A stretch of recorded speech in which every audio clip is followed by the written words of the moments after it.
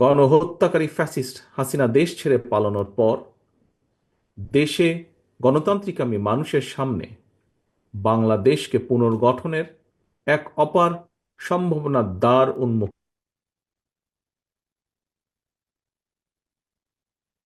করার জন্য এরই মধ্যে যন্ত্র শুরু হয়েছে।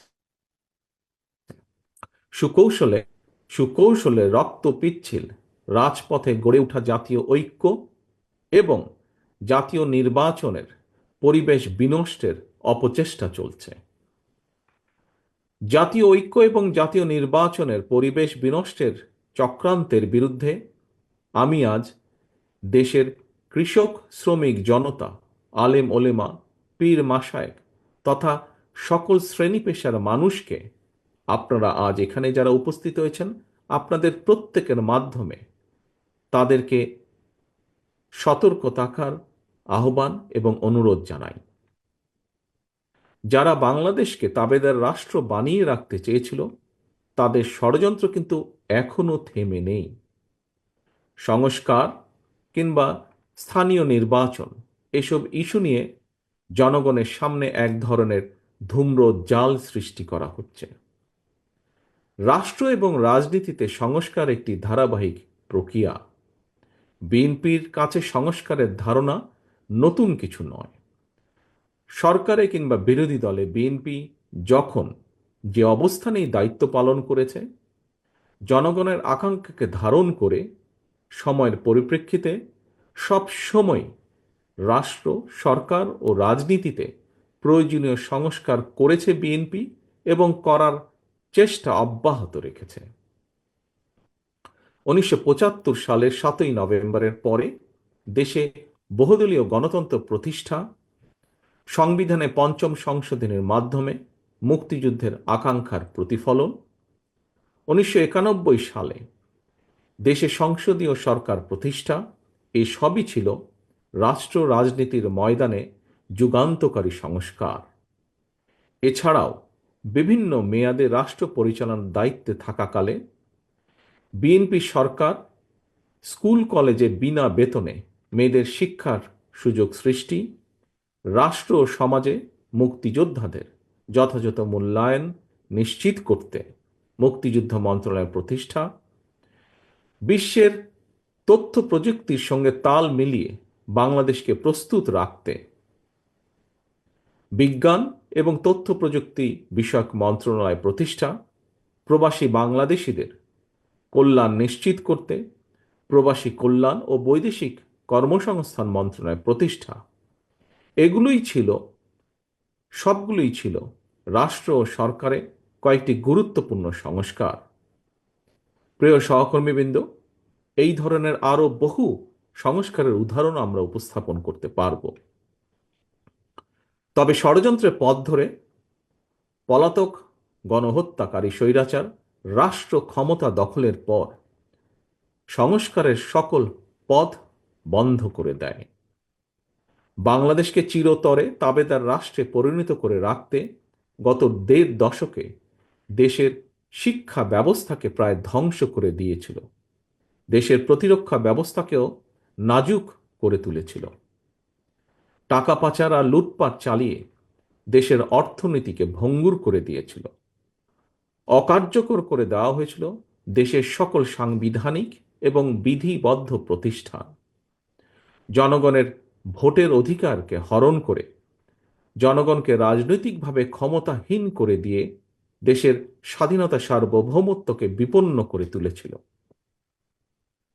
এমন পরিস্থিতিতে রাষ্ট্র, সরকার এবং রাজনীতির গুণগত পরিবর্তনের লক্ষ্যে mother of democracy Begum Khaleda Zia 2017 সালে ভিশন 2030 দিয়েছিলেন। এরই ধারাবাহিকতায় 2022 সালে বিএনপি 27 দফা কর্মসূচি ঘোষণা করে। পরবর্তীতে গণতন্ত্রের পক্ষের রাজনৈতিক দলগুলোর সঙ্গে মত বিনিময়ের মাধ্যমে ঘোষণা করা হয় 31 দফা কর্মসূচি। এই 31 দফা নিয়ে বর্তমানে বিএনপির উদ্যোগে সারা দেশে চলছে জনগণের সঙ্গে সংলাপ। প্রিয় সহকর্মীবৃন্দ, রাষ্ট্র, সরকার, রাজনীতি এবং রাজনৈতিক দল। মেরামতের জন্য 31টি হলেও দফা 31টি হলেও এর চূড়ান্ত লক্ষ্য একটি, এবং সেটি হলো একটি নিরাপদ, গণতান্ত্রিক, মানবিক বাংলাদেশ বিনির্মাণ। ঠিক তেমনই এর উদ্দেশ্য একটি, সেটি হলো রাষ্ট্র ও সমাজে জনগণের রাজনৈতিক এবং অর্থনৈতিক ক্ষমতায়ন নিশ্চিত করা। এটি নিশ্চিত করা না গেলে স্বাধীনতা, সার্বভৌমত্ব, গণতন্ত্র, নিরাপত্তা, সমৃদ্ধি কোনোটি টেকসই হবে না। রাষ্ট্রের স্বাধীনতা এবং নিরাপত্তার জন্য জনগণের রাজনৈতিক ক্ষমতায়নের কোনোই বিকল্প নেই। রাষ্ট্র এবং সমাজে জনগণের রাজনৈতিক ক্ষমতায়ন নিশ্চিত করার পূর্ব শর্ত হল প্রতিটি নাগরিকের ভোট প্রয়োগের অধিকার বাস্তবায়ন, এবং এ লক্ষ্যেই একটি রাজনৈতিক দল হিসাবে বিএনপি বারবার জনগণের ভোটে জনগণের কাছে দায়বদ্ধ সরকার প্রতিষ্ঠা করার লক্ষ্যে জাতীয় নির্বাচনের দাবি জানায়।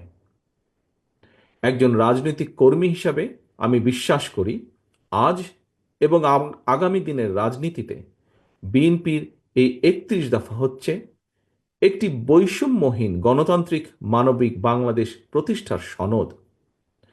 তবে এই 31 দফাই শেষ কথা নয়। সময়ের প্রয়োজনে রাষ্ট্র, সরকার, রাজনীতি ও রাজনৈতিক দলের সংস্কারের জন্য এই 31 দফাতেও সংযোজন বিয়োজনের সুযোগ রয়েছে। এমনকি বিএনপির 31 দফার সঙ্গে বর্তমান অন্তর্বর্তীকালীন সরকারের সংস্কার প্রস্তাবের খুব বেশি ইস্যুতে মৌলিক বিরোধ নেই। সম্মানিত নেতৃবৃন্দ, বিভিন্ন সময় জাতীয় নির্বাচন নিয়ে প্রধান উপদেষ্টার বক্তব্য জনমনে ইতিবাচক ধারণা সৃষ্টি করলেও জাতীয় নির্বাচন নিয়ে কোনো কোনো উপদেষ্টার বিভ্রান্তিমূলক বক্তব্য, মন্তব্য স্বাধীনতাপ্রিয় গণতান্ত্রিকামী জনগণের জন্য হতাশার কারণও হয়ে উঠেছে। অন্তর্বর্তীকালীন সরকারের প্রতি বিএনপি সহ গণতন্ত্রের পক্ষের সকল রাজনৈতিক দলের নিঃশর্ত সমর্থন থাকলেও সরকার এখনও তাদের কর্মপরিকল্পনায় অগ্রাধিকার নির্ধারণ করতে পারছে না বলেই মনে হচ্ছে। সারা দেশে খুন, হত্যা, ধর্ষণ, চুরি, ছিনতাই, রাহাজানি বেড়েই চলেছে। বাজার সিন্ডিকেটের কবলে পড়ে নিত্য প্রয়োজনীয় দ্রব্যমূল্য নিয়ন্ত্রণহীন। বর্তমান অন্তর্বর্তীকালীন সরকার এখনো মনে হয় দেশের আইন শৃঙ্খলা পরিস্থিতির উপরে সম্পূর্ণ নিয়ন্ত্রণ প্রতিষ্ঠা করতে পারেনি।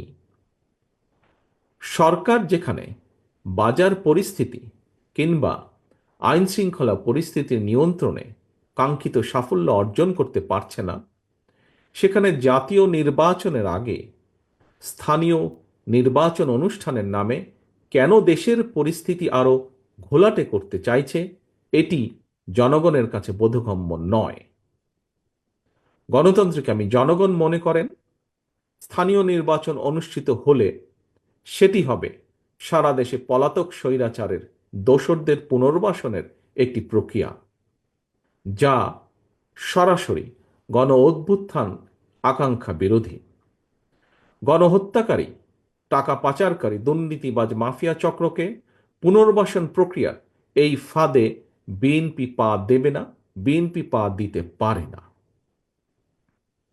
প্রিয় সহকর্মীবৃন্দ, বিএনপি জনগণের কাছে প্রতিশ্রুতিবদ্ধ আগামী জাতীয় নির্বাচনে বিএনপি জনরায় রাষ্ট্র পরিচালনার দায়িত্ব পেলে গণহত্যাকারী, মানবতা বিরোধী অপরাধীদের বিচারের মুখোমুখি করবে।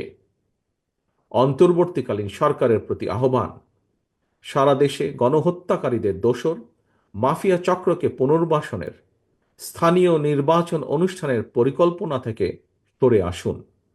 অবিলম্বে আগামী দিনগুলোর জন্য অন্তর্বর্তীকালীন সরকারের সুনির্দিষ্ট কর্মপরিকল্পনার রোডম্যাপ ঘোষণা করুন। গণহত্যাকারী মাফিয়া প্রধান হাসিনা দেশ ছেড়ে পালানোর পর এ পর্যন্ত বেশ অনেকগুলো নতুন রাজনৈতিক দলের আত্মপ্রকাশ ঘটেছে। বহুদলীয় গণতন্ত্রে বিশ্বাসী বিএনপি সকল নতুন রাজনৈতিক দল ও সংগঠনকে স্বাগত জানায়। তবে নির্বাচনের মাধ্যমে গ্রহণ কিংবা বর্জনের চূড়ান্ত সিদ্ধান্ত জানাবে জনগণ। সুতরাং প্রতিটি দলের অংশগ্রহণ একটি অবাধ ও সুষ্ঠু নির্বাচন, জাতীয় নির্বাচন অনুষ্ঠানের লক্ষ্যে সবার আগে নির্বাচন কমিশনকে প্রস্তুত রাখতে হবে। দেশে একটি অবাধ এবং সুষ্ঠু নির্বাচন অনুষ্ঠানের জন্য নিরপেক্ষতাই হচ্ছে অন্তর্বর্তীকালীন সরকারের সবচেয়ে বড় পুঁজি। কিন্তু সরকারের নিরপেক্ষতা নিয়ে ইতিমধ্যেই জনমনে সন্দেহ, সংশয় সৃষ্টি হয়েছে। নিজেদের নিরপেক্ষতা বজায় রাখতে আমি বাংলাদেশ জাতীয়তাবাদী দলের পক্ষ থেকে অন্তর্বর্তীকালীন সরকারের প্রতি আরও সতর্কতা অবলম্বনের আহ্বান জানাই। প্রিয় নেতা